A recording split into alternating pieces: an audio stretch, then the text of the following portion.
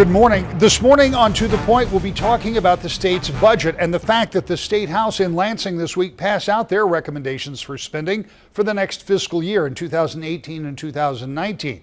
First, we talked to a Democratic member who is working on only his second state budget, but his long career in city government and in public safety leads him to believe that the dollars just aren't going to the right places. Representative, this week the House took action on their budget plans. They had gone through the separate committees. The Appropriations Committee took a look at all of them, kicked them out, and were voted on in the House. You voted against both the omnibus and the school aid fund. Let's start with schools because I think the other conversation will take a little longer. When you look at that budget in whole, there were increases there, but still you voted against. I did. We hear about this is record amount of money going into schools and all that, and that's fine. But we're still underfunding our schools, and then on top of that, we're still giving the same amount of money to our cyber schools as we are to our public schools, without the brick and mortar aspect of everything. And to me, it's just a travesty. We're underfunding our schools, but yet we're going to continue to give the per pupil funding to keep that at the same level for cyber schools. To me, it just doesn't make any sense. What should we be doing from your perspective when it comes to school funding? Because this conversation has been repeated over and over again, and there very often is this cry for more funding. Where should that be? Well, I think it should be into those public schools. The schools that are offering all the services that a student can expect to receive to prepare themselves for either whether it be college or whether the trade schools. But again, we're not funding them properly, and it needs to change. We need to start funneling more money into our public school system, and instead of to the not-for-profit or for-the-profit organizations that are prevalent in some areas. When you think about education as a whole, we know that there are great discrepancies in outcomes as you move from one district to another. Yeah. There's been an attempt to try to equalize all the way back to the new school funding plan. The idea was to equalize, but we know that there's still some districts that get much more money than others. Is it time to take another look at how, in general, we fund schools in the state of Michigan? Oh, I believe so. That's the system that we have is not working. I see the school systems in my area that are receiving the per pupil funding levels of other school districts in much wealthier areas, and it's not a good system. I really believe that some of our schools are really hurting, and they need more funding in order to properly educate students, and that's not happening now. In addition, there is another bill. It's called the Omnibus Bill that takes care of all of those other budgets, everything else that government does, largely dealing with the general fund, general purpose money, because most of the other money is pass-through money that the state really doesn't have a lot to say, coming back from federal government, which is also our tax dollars, as I always like to point out. But nonetheless, you voted against that budget, and this comes a little bit from your past experience working with city government, I assume. Yeah, this has been something that's just so frustrating to me, even before I got into the state legislature, to watch what our state government, how they're shorting our local governments and their revenue sharing. The revenue sharing dollars that are coming to municipalities has been way underfunded. We're asking more and more of our local units of government, to do different things, to provide different services, but yet we don't want to fund them at the levels that they need to be funded at. In my district alone, over the last 15 plus years, we've been shorted over $32 million in the 92nd district in revenue sharing dollars. And this is money that our local units of government are relying upon to provide police and fire services for the professions that I was in for over 25 years. And I've seen that as an employee of local government. I've seen it as a county commissioner.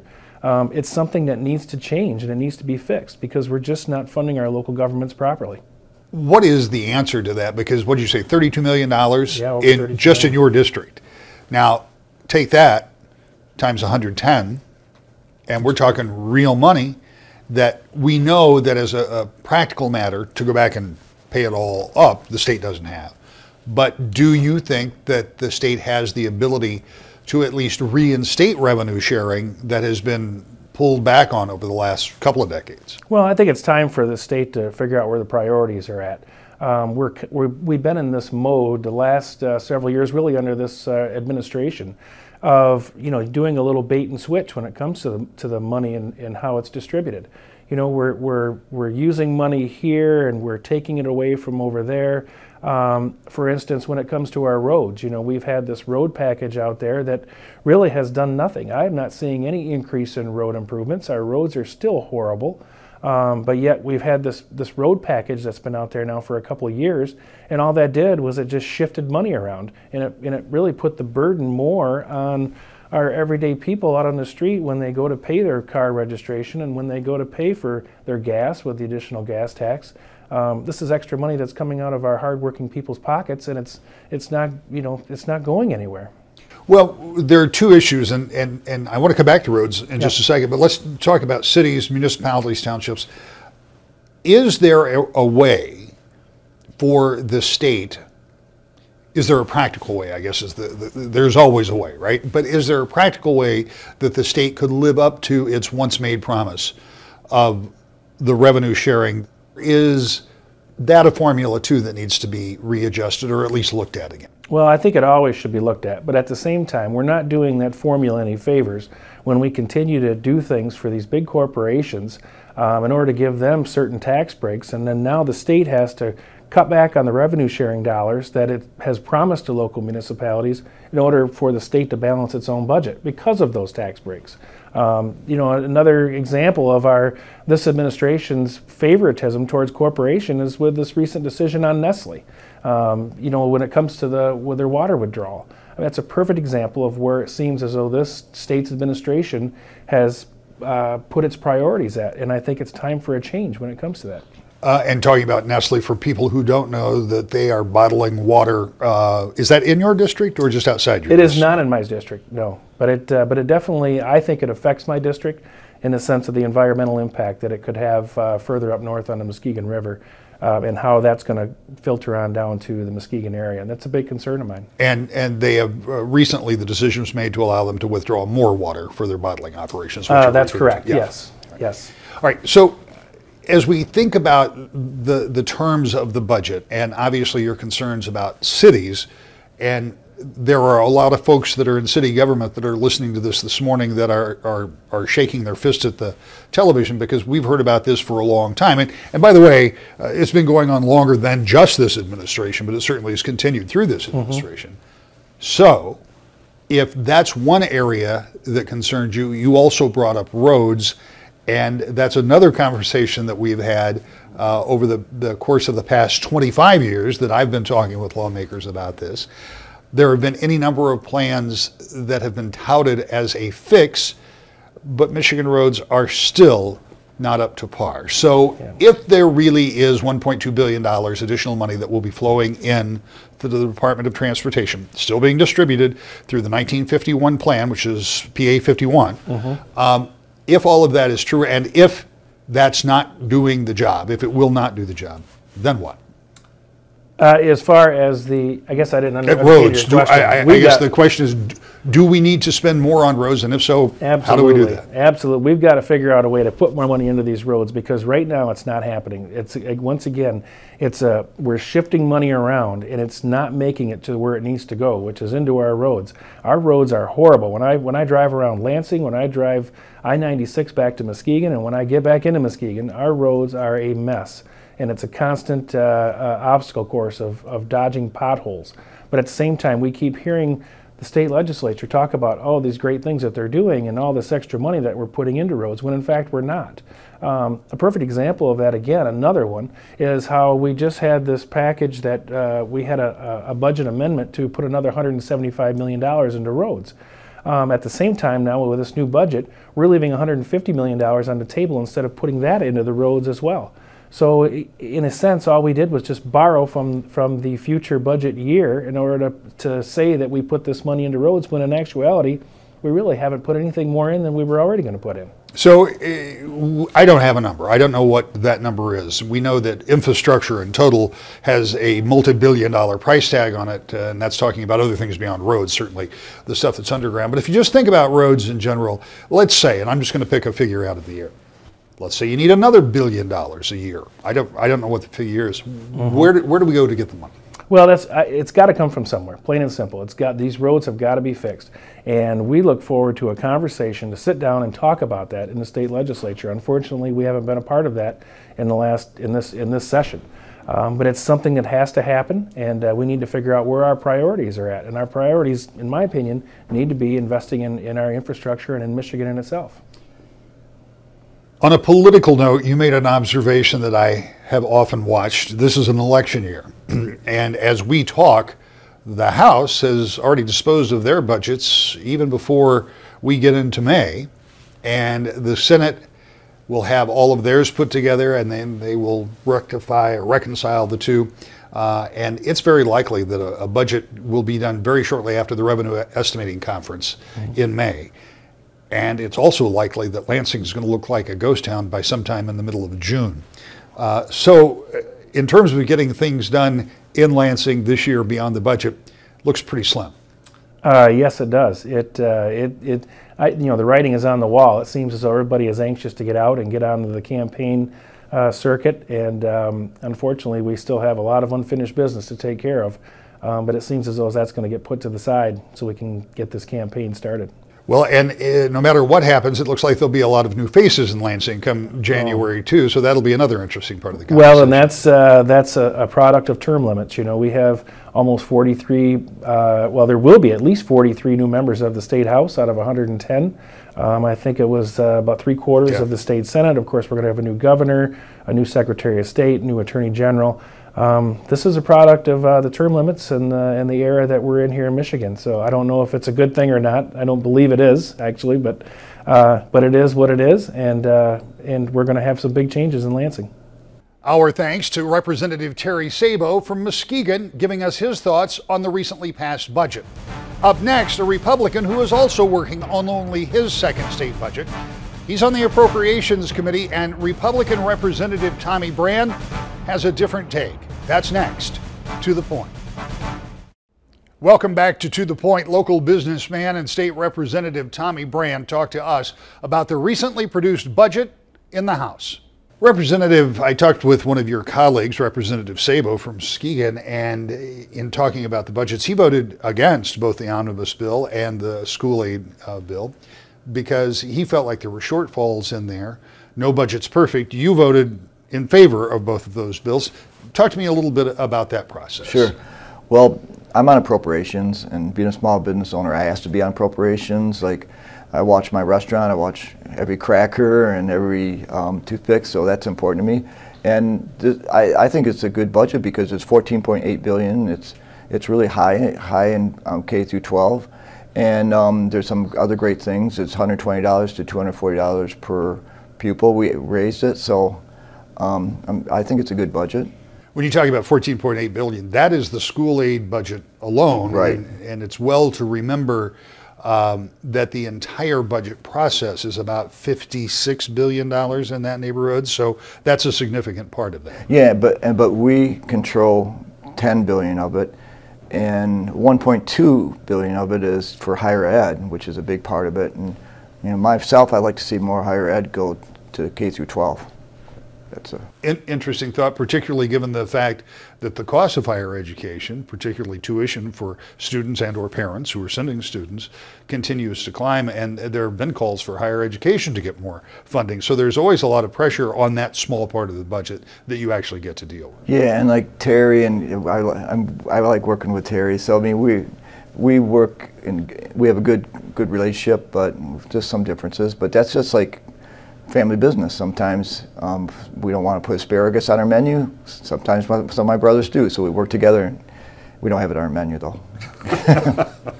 Let's talk a little bit about roads, because that is a consistent hot spot. And again, we know that there is some more money that has been put into the pipeline, but we also know that we've got a lot of years of catch-up to do, even by the admission of the folks over at MDOT, because they say, hey, look, we're not going to fix this all overnight. Are we doing a sufficient job in trying to attack something that impacts everybody, not just from a public safety standpoint, but from a commerce standpoint? If people can't get to your restaurant or can't get to somebody's store, or if I somehow do a lot of damage to my car. Maybe I don't have the disposable cash to spend at your restaurant or a local store. So are we catching up on the roads at all? We're going to have $3 billion next 2 years for roads. I mean, we are waiting for the tax and registration fees to come in. We're treating it like a business model. I'm not saying that's bad, but we are putting $175 million more from the general fund. Under Speaker Leonard, he brought that up. And we are going to put that in. It's going to be $3.3 million more for roads for Kent County and $657,000 more for Wyoming. So we do recognize it, because I drive on them too, and you're right. I mean, they're terrible. So we are putting more money. The money's going to come in. I did ask MDOT what they could really use, because we could give them $10 billion in 1 year. Would they have enough workers to do it? I think it is about $1 billion some odd they said they could do.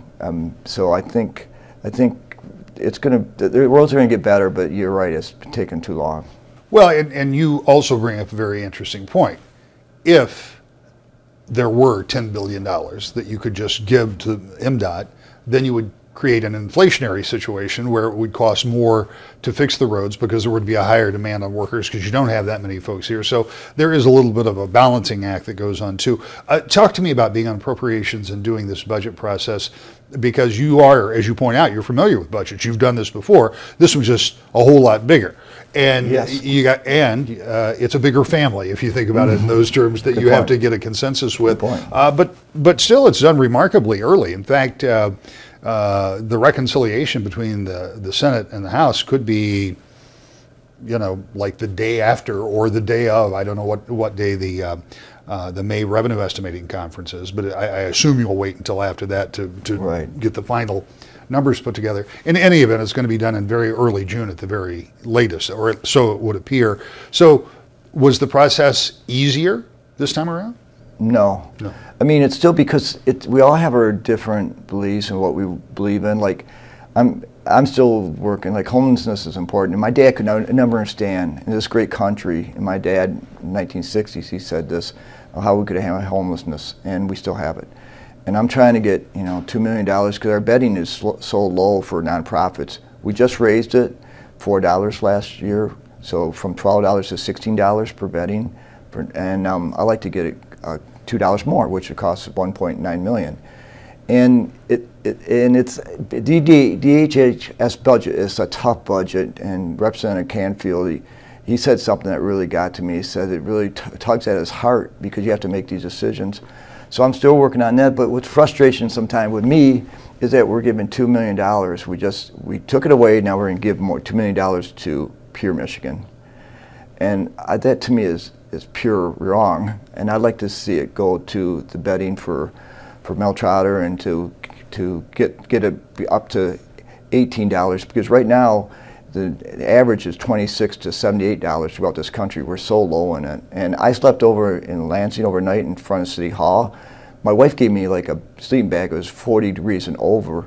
She should have gave me a better one, but it was brutal. I mean, for overnight. And I know some of the homelessness is because of mental problems and they don't want to be enclosed, but some are. It could be a wife or a single mom with a kid that loses their job or car breaks down and they're sleeping in their car.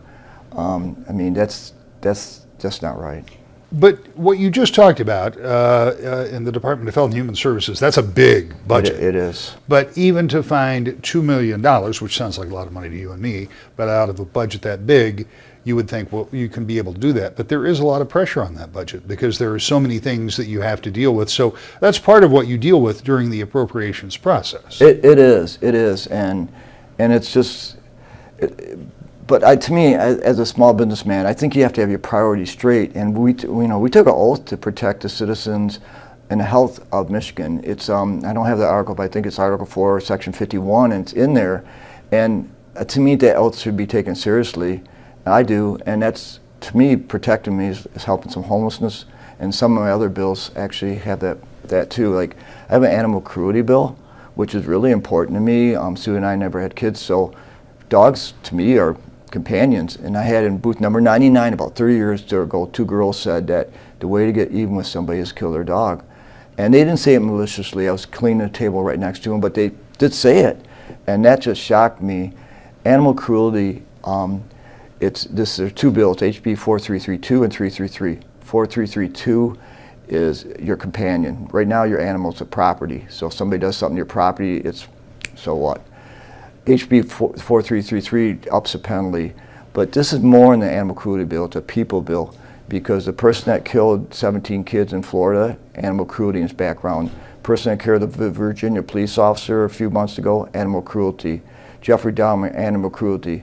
So this is a people bill, and these people with animal cruelty go on and do worse things, and thusly this bill will address that. Now hopefully I want to get a vote, Senate vote. It passed the House and it passed the Senate committee, and so I'm just trying to get a Senate vote.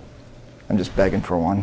It's interesting when you consider the total number of bills you have to deal with and the total number of members that have interests such as yours. It's not always on everybody's radar, but getting it passed out of the House is a big step. There are other things that you're working on. I'm going to go back to the homeless issue for a moment. You would like to do something that would allow a tax checkoff or something like that. So I assume on my state taxes, I could dedicate whatever dollar figure you came up with to go to a certain pool to deal with homelessness. I mean, that's kind of a new approach. Yeah, I think this will go. I mean, my colleagues on both sides are good people. And a lot of our bills, we get along. I don't know what happens in D.C., but what happens in Lansing, we get along great. I sit right next to Democrats, but this bill, I think, will go pretty easy. But it's a checkoff box, and it's for $5, $10. You can do a refund, and it's voluntary, or you can just add to it. And it's homelessness. It's a coalition for homelessness, and it'll help fund homelessness. But this box, I think it'll be a pretty easy bill. Hopefully, I mean, but it does have to hit $50,000 a year in donations for 2 years. Otherwise, it's taken away. You know, I'm sadly, like the Lou Gehrig's disease, that's losing. We have 11 boxes. That's coming off, and I really can't understand, because my manager died of that terrible disease, but that didn't hit the 50,000. So we have room to replace this, but I'm sad to see the Lou Gehrig's disease come off. Something else you got, and I believe you said you got unanimous votes in both houses, and this is about, again, you talk about them being people bills. I would suspect this one would go into that category too, where you're requiring law enforcement to create or participate in a clearinghouse when it comes to missing persons in the form of a computer database.